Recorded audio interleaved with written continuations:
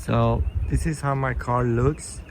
It's a Fiat Panda with 1.1 engine 1.1 liter engine, 54 horsepower.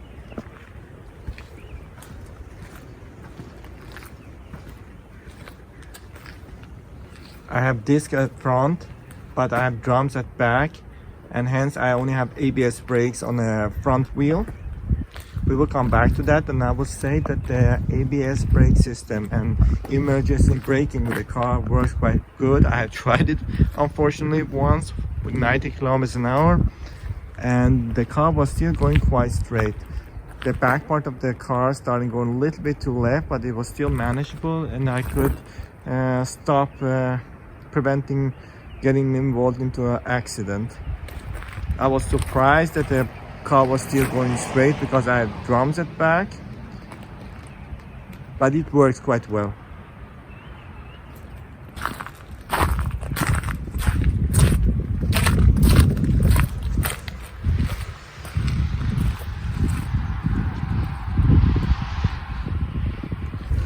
I will just show you briefly how the car looks inside.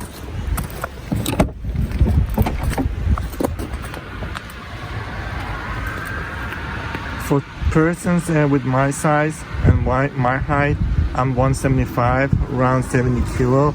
It's quite comfortable even in the rear seat.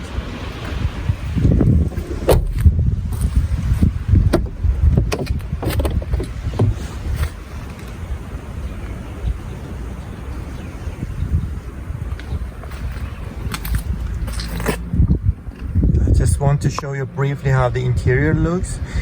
You can reach everything quite easy, and everything is quite easy to read.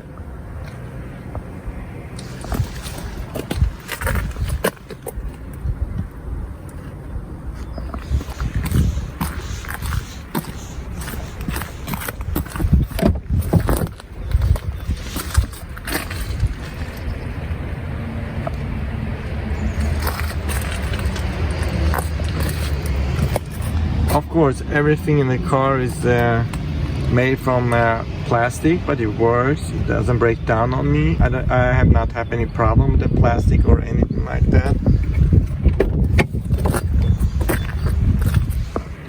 As I told you previously, as I explained previously, I've been also traveling a lot, so it's working quite well for perhaps two persons, because the luggage department is not that very big and you can put your stuff in the rear seat. So with two persons it works perfectly. I think it would also work with four person. Then you have to have some kind of box on the top of the car and it will work. So as you see, the luggage department is not that very big, and I have a lot of stuff right now there, so I can't really show you how big it is.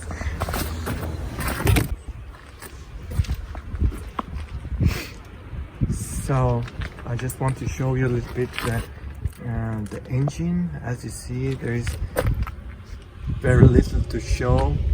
Everything is very compact on the car, but everything is also very easy to reach, where you have the dipstick for the oil, or a cooling system, or cleaning the windshields. Just add water over there. And for general maintenance, it's quite easy to deal with the car. But as you can see, the wiring system of the car is quite open. You can see that, but still I'm surprised that I have not until today have any problem with the electric system, which you might consider when you see how open the construction is, and the way they try to seal it has been a very cheap way. And you see that they have been saving a couple of euros on each car by doing it very cheaply. In my opinion, it should be covered much better, because on the long run the combination of water and electricity never ends up very good.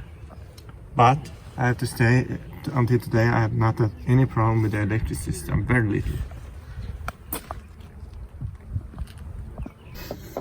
So hi everybody, I'm just gonna give you a review about my Fiat Panda. It's a Fiat Panda from 2009, with 1.1 liter engine, 54 brake horsepower in the car.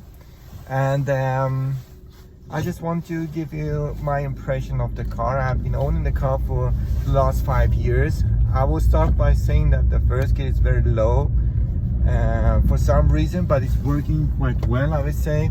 The gearbox and engine is very well matched, and you can reach everything in the car quite easy.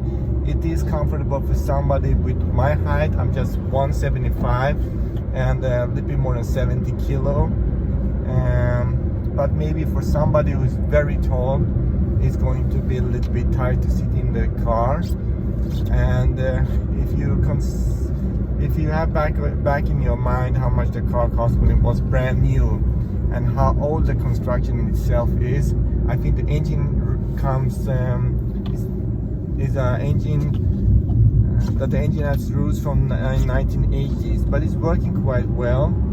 And I'm generally happy with the engine. I had very little problem with the engine itself. For what I paid, I think the level is acceptable. I will get back to that. I would say the car in itself and the construction itself is good, but unfortunately Fiat chosen very cheap parts when they have constructed the car, and it is somewhat suffering from that.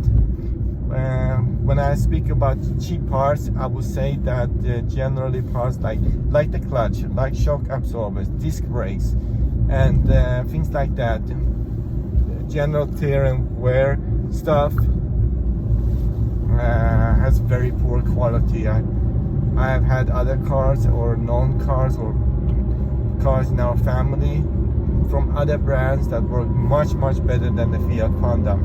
But I have to also say that I've been traveling with the car around Europe, and it's working quite well. It's never let me down during my trip, and I've done day tours of about 1,000 kilometers with the car, and it's been working quite well. So it's quite capable also going for long distances. It is not like everybody thinks it's basically for streets. And even if you are going max out on the freeway with it, with 150 kilometers an hour, it is very quiet car. I'm surprised. I've driven bigger cars, more modern, where I've not been happy with the noise. I have felt that it was very noisy. But would I dare to buy another Fiat? Yes, I would. But I would do my homework quite well and read upon the car and see what the weak spot of the car is. I've been driving with the car in the mountain in Italy through the Stelvio Pass with 2,880 meters above sea level. It has been working out quite well. I was surprised the car actually managed to pull the entire distance. When I was on top of the mountain, I was going with the second gear, 40 kilometers an hour, flat out. But still, it made it. I wouldn't be afraid of going with the car long distances. And I know that some people have been using this car for going to Mongolia because it's cheap and reliable, and also because the ground clearance is quite good for your ordinary street cars. And there are some 4x4 wheel drive, and that version has very extremely low first gear. I have not been driving it myself. I have read about it. It is almost considered to have a high and low gear in the car, which is naturally good if you want to go outside Europe and maybe go through some rough terrain, mountain areas. It's a cheap alternative to a Jeep or SUV or some. So you might want to know what has actually been breaking down on the car and why I'm a little bit disappointed in the quality. Well, let's start with the first thing that happened to me when I bought the car from the dealer. And thank God I bought it from dealer, and I had a guarantee for about a year, I think. There is a weak spot in this construction. It's regarding steering. 2 weeks after that I bought the car, I started having a light flash in the dashboard showing that I have some problem with the hydraulic system of the steering wheel.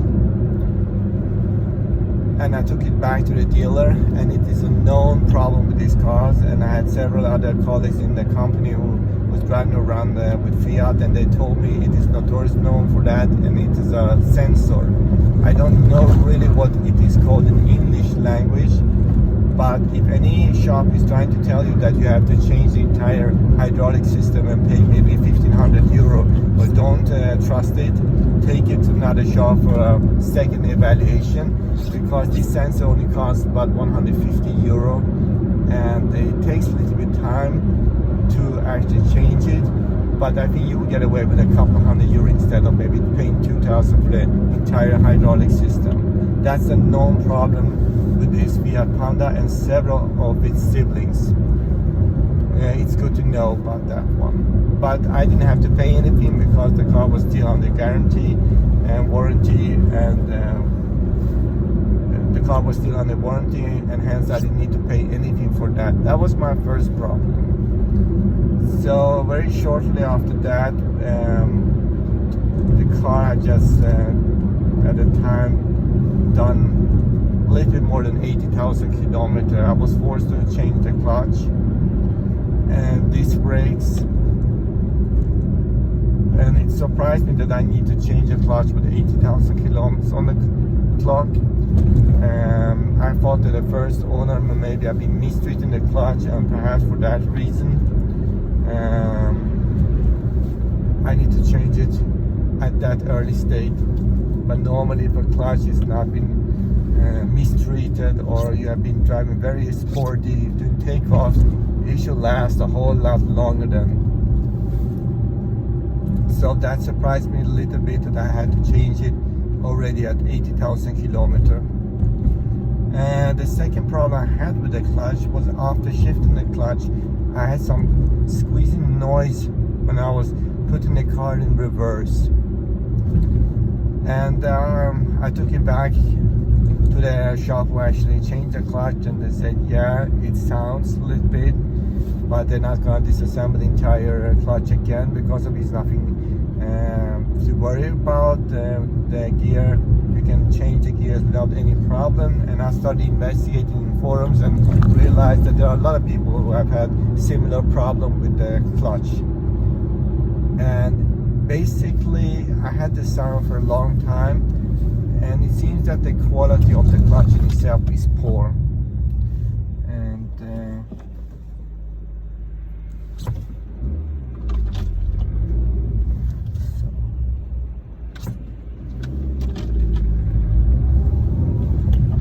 so that was at 80,000 kilometers. Today I have almost 145,000 kilometers on the clock. I don't have that sound anymore. Sometimes with a little bit cold I can hear it, but it's nothing dramatically, and the clutch is working flawlessly. So it is a weak construction. I think the second clutch will last about 100,000 kilometers at least. But still you can notice that the clutch is not a clutch with high quality. Times to times I need to adjust the clutch. It's manually adjustable because it's a clutch cable. It's not a hydraulic one, as far as I've understood. Yes. When it comes to roadability, as long as you cruise with average normal speeds what's allowed on the streets, is handled quite well. It is not a car that I would like to start playing around with. I think it will become nervous very fast.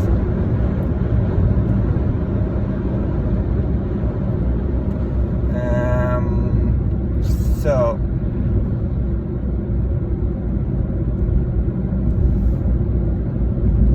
and also shock absorbers and the springs, I had to change them at 100,000 kilometers. My family had owned several other cars, and we have never had that problem that we need to change the shock absorbers and springs that early. And I was a little bit surprised. And that's the weakness of the car, that the quality of the cars that Fiat has used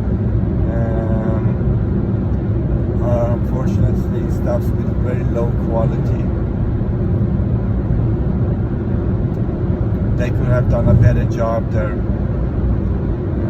And when you want to buy spare parts for the car, it's relatively cheap, and there is an explanation for it that it is so cheap compared to other brands. The quality is not that very good.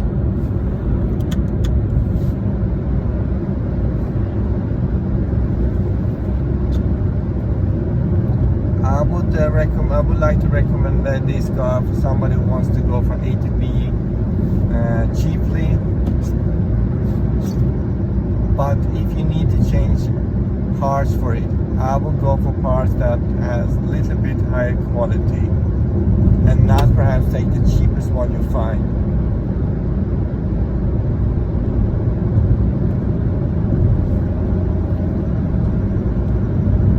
I have also test driven a more modern version of the Fiat Panda. You get the sense of that you, if you compare both of these models, you would immediately get a sense that the car is quite similar to the old version of the Fiat Panda. They have chosen another design of the car, and it has one thing that annoyed me a lot during the test drive. I had a lot of noise coming into the car at 90-100 kilometers an hour. And if you compare with the old one is quite quiet, and for that reason I didn't like the modern one. I have also heard the modern ones have better quality, as far as I've understood from owners and so on. There is also some funny thing that I would like to show you a little bit later.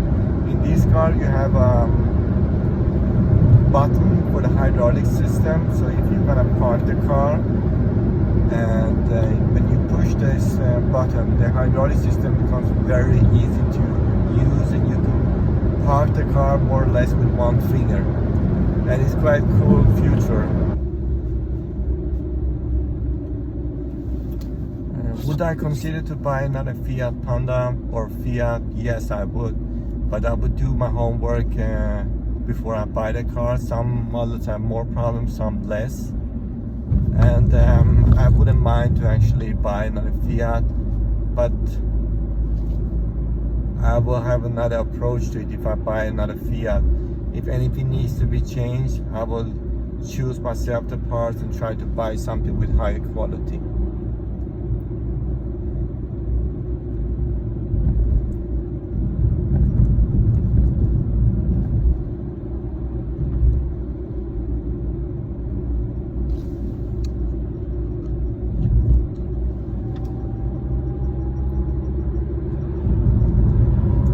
So I'm just going about 15th, third gear. I don't know if you can hear how much sound the engine makes, but basically the engine is almost not possible to hear.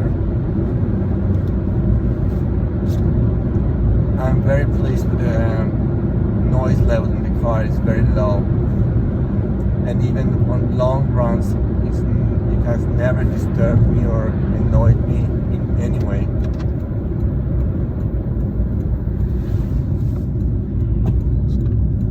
So I'm just gonna pull over and show you this funny feature that you have on board with the car. Basically, when you want to park the car, you just push this button, and you see that over there you can see that it's written city. And I'm just gonna put the car in the first gear and try to park the car, and then you will see it's quite easy to, you can already see it's quite easy to maneuver the steering wheel, very easy. And even if you want to park the car, you will notice that it is very easy to turn around the car. You're not struggling at all, and it's quite cool feature. I used to use it a lot when I was living in the city, but now when I'm living outside the city and I don't have a really use for it. As you see, you can almost use one finger to turn around the steering wheel.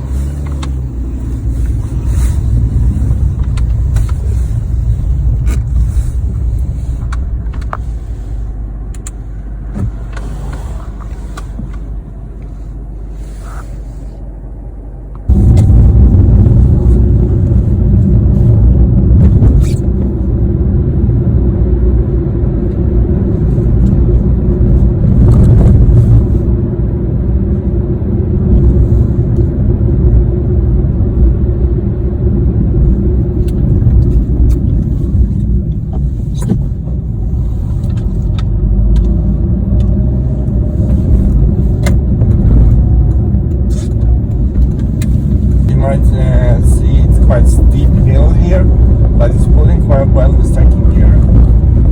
And even during the winter I didn't have any problem to go up hills here. I've seen other cars where I had the problem sliding this hill.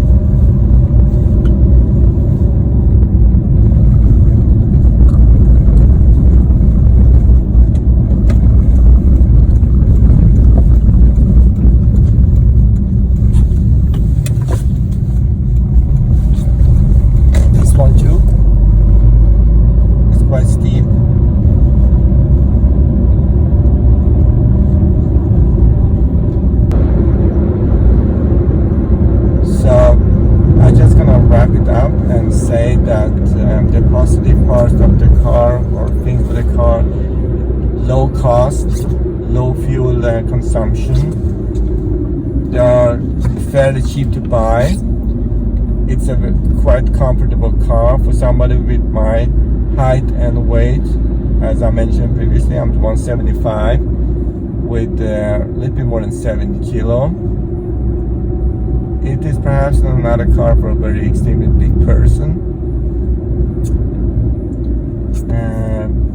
The only downside is simply that the parts have low quality.